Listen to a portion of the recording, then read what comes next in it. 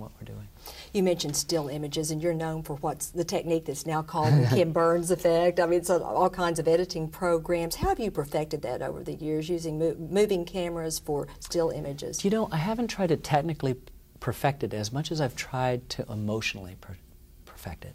My whole purpose in not just holding a still photograph at arm's length, but going inside and listening to it as well as looking at it, hearing the story that it had to tell. You know, were those troops tramping, were the cannon firing, were the sabers rattling, was the bat cracking, the crowd cheering, all of those things that you want to help bring alive an old photograph.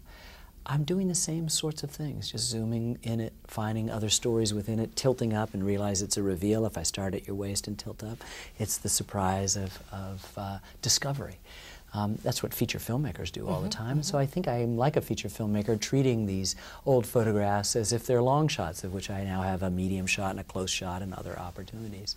So it's not really a technological perfection as it is trying to figure out new ways to empathize with the information that's in that photograph and to try to coax out of it the secrets that it has about the reality that it represents, and that's all. What about sound technology? We've got all kinds of new capabilities now. Well, and we've used them in this film. This is shot in HD, widescreen, but also 5.1 surround, because we knew that all the newsreel footage, with the exception of those tinny narrators and the rudimentary sound effects, come to us silently. So we had to build painstakingly, layer after layer, effect after effect, sometimes 100 at any one time, you know, of the sounds, the accurate sounds of battle to bring it alive. And we screen it for people and they jump, they get startled, and that to us is good. We want to put you uncomfortably into these battles and to see some of this difficult footage, but also to understand what it must have been like for these people. And even then we have the luxury of it, you know, we can turn it off, we can get up and walk away, whatever it is. And of course those brave young men didn't have that opportunity. And so we're honoring them by making our soundtrack as rich and as realistic as possible. Well, and then music plays an important role. It does. Music is, you know, traditionally something you do after the fact. You add it, you score it, and you're hoping to amplify emotions you hope exist. We record our music in the beginning so that it helps to direct the pace and the feeling from the get-go. So it's, for lack of a better word, organic or authentic to the piece.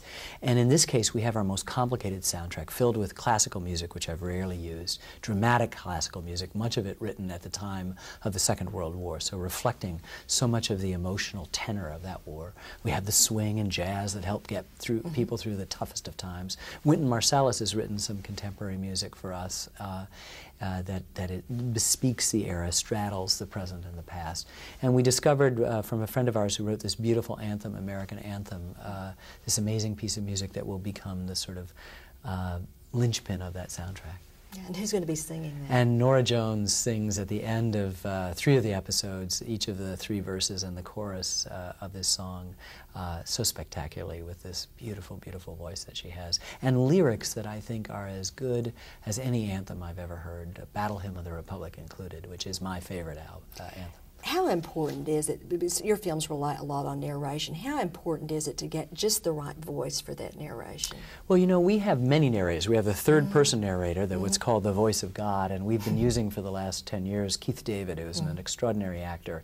And to me, it's an echo, a much improved echo of my own voice. And it's so interesting, when we're editing, it is my voice as the narrator up until the last minute. When we finish tinkering and writing, then we bring it to Keith to read. So I love him because he replaces my voice with the minimum amount of disruption. It's like an organ transplant. And then we have all these first-person voices, like Tom Hanks, who brings to life this newspaper editor from Laverne, Minnesota, who's the single greatest archival discovery we've ever made. Al McIntosh, this guy who turned down big city jobs so he could run his small-town paper, and as we say in the film, explain the unexplainable to his new neighbors. And Tom just hits a home run. He's in every episode. He's the one-man Greek chorus of the film.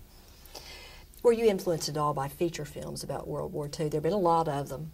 You know, there's a lot going on right now. It's so interesting, and I'm very pleased to say that. But no, you know, I make it a point, not when I start a film, not to look at other films that have been done until I've done, both documentary as well as feature film. It allows you to make decisions sort of out of the zeitgeist, out of the air in which everybody's making decisions. And I never want to not do a scene because somebody had done it well in another, or ever think, oh, I couldn't do this unless I used the same thing they did. You know, you just don't don't want to get in that, so you keep yourself apart. But you are aware of the fact that we as Americans, as artists and as regular people, return again and again to the Second World War. We need to know things from it. It still has truths that speak to us, and they sometimes sound cliches, but they're true, and they speak to us about our own identity. They speak to us about the highest values they have. They speak to us, of course, about the worst of man's inhumanity to man.